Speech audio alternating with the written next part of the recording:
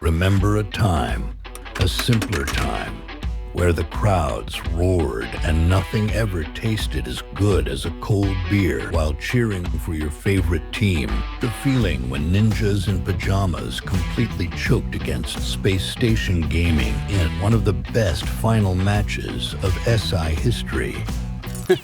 Whoa, whoa, whoa there, Skipper. Pump the brakes. All right, that's the Rainbow Six Siege that we love and enjoy. I will say I did come into the scene, not year one, but like year 2.5. And that was my first SI 2020. French Canadians, poutine, friendships, community, and above all else, one of the best finales I've ever seen. That's right, Space Station Gaming, ninjas in pajamas. We, as a crowd, tilted the out of them. It was great. It was awesome. In an honorary sense, it was probably one of my favorite events of all time. Period. Comma. Semicolon. But this isn't the rainbow you're playing today. No, no, no. The rainbow I'm used to had the bingos, the bangos. It had the mangoes. It had everything that you possibly could want in a first-person shooter. Asymmetrical, I think that's up and down. Blowable walls, blow-upable walls. This is a gem. This is my gold. This is my Roman Empire. This is it. Now I decided to put on my old man robe today because I am an elder gamer. Today's Rainbow Six Siege, how I like to put it, as a fresh cup of coffee that you just ordered from Starbucks. You've been waiting in line. You've been seeing the videos on how good this coffee is. You're like, oh my God, there's new representations of coffee. There's different types of coffee. We got a new type of coffee coming out. And then when we get to the front of the line, we get a small, everything you know about Rainbow is dead. Rainbow Six Siege has turned into something that I don't even know what to call it anymore, with all its weird collaborations and skins that no one really cares for. And my God, the elites, please do some better ones, because you are a multi-thousand-dollar company now, prepared to get bought out. Cannot compete with the market of what you're putting out. Creative director, please get fired. See, before we get into the meat and potatoes of things, we have to remember where Rainbow Six Siege evolved from. We have to understand the roots of what created this game. The Rooney Gates and gas that makes you blind, and what is all this shit? It's time for an appetizer and something I like to call history lesson, nerd.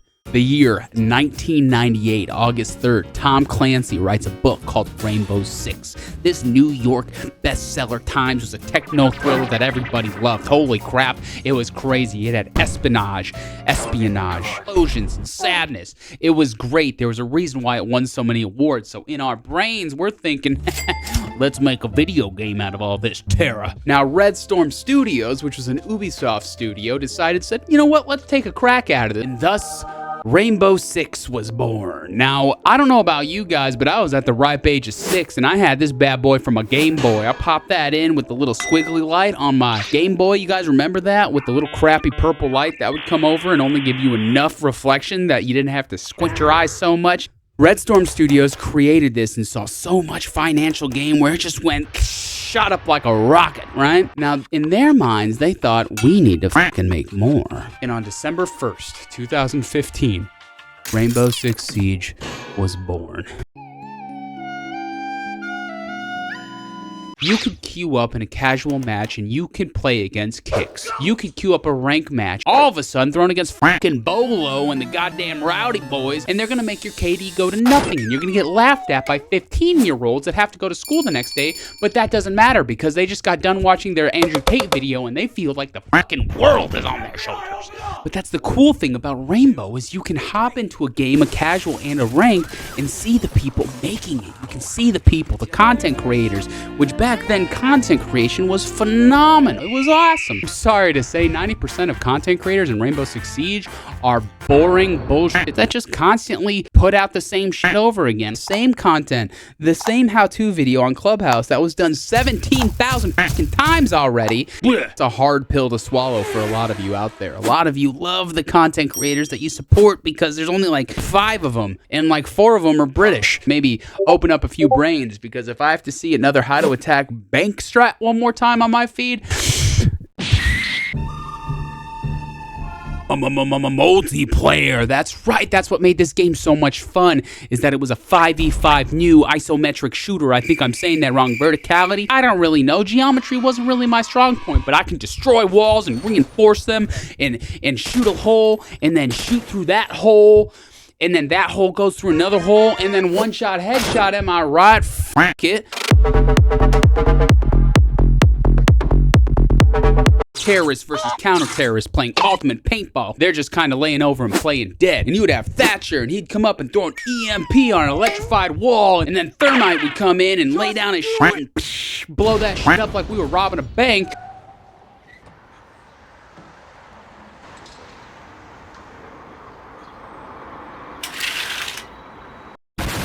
And then the 17,000 smokes and flashes we have to throw in because Jaeger was a thing. And now we have operators that are less cool. Rooney? You're gonna give me laser gates? You stole that shit from Resident Evil and you know it. Next thing you know, we have someone in a wheelchair being an operator. I am a surgeon! I am a surgeon! But you ain't got no legs, Lieutenant Dang. Now, I understand technical difficulties when it comes to legs is kind of hard, and when you're an operator, you want to get right back out there. But where the fuck are these robots coming from? We don't have those yet. We don't know where that is, and I understand this needs to be a techno-thriller kind of video game, but there comes to a part where, I'm sorry, show me what a fucking maestro cam looks like, because I've never been shot with a laser beam that like hits me like a stick. Or mind you, if I step on something sharp, I'm not gonna be like, oh shit. I'm down for the count. That's Legion, baby. I'm out. At the end of the day, the community still banded together through all the bad updates or operators that are inherently worthless. But the one thing we couldn't get over is the one thing that is still ruining Rainbow Six Siege. Y'all motherfuckers like to cheat.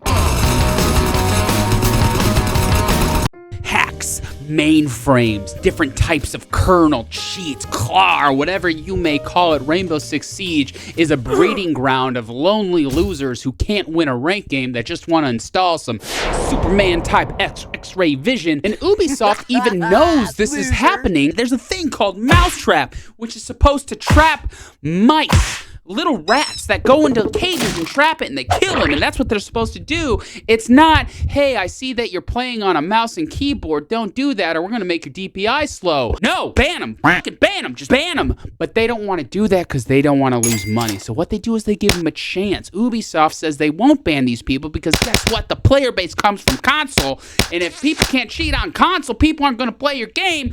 Welcome to the circle of life with Ubisoft. Oh my god. And that we are definitively stuck playing because there's nothing really new on the market that's hitting any of our G spots, our gamer spots as I like to call them, because nothing will hit nearly as hard of how we felt back in SI 2020.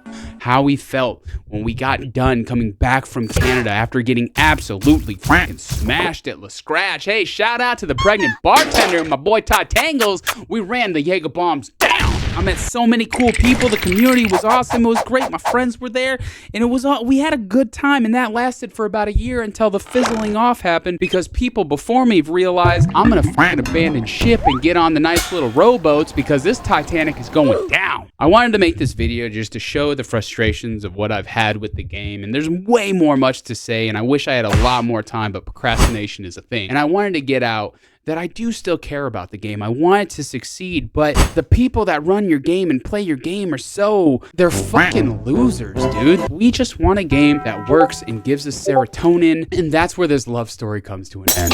Now, am I still gonna see Rainbow Six at the bar and say hi? Of course I am. I'm gonna ask her how she's doing, who she's seeing. Wow, she looks great. But deep down inside, I'm gonna know wonderful polished outside is just riddled with toxicity and worms that you just can't get rid of. Human nature is flawed in the sense that everything is a circle and recurs. So you can bet your ass after this video drops, I'm gonna be playing ranked with my boys. And please, for the love of God, I'm gonna end on one statement: is Anthony Pitt, come back to Rainbow Six Siege, start making videos again. And I cry sometimes when I'm lying in bed, just to get it all out, what's in my head. And I'm feeling a little peculiar. And I wake in the morning and I step outside, and I take a deep breath and I get real high, and I scream from the top of my lungs, what's going on?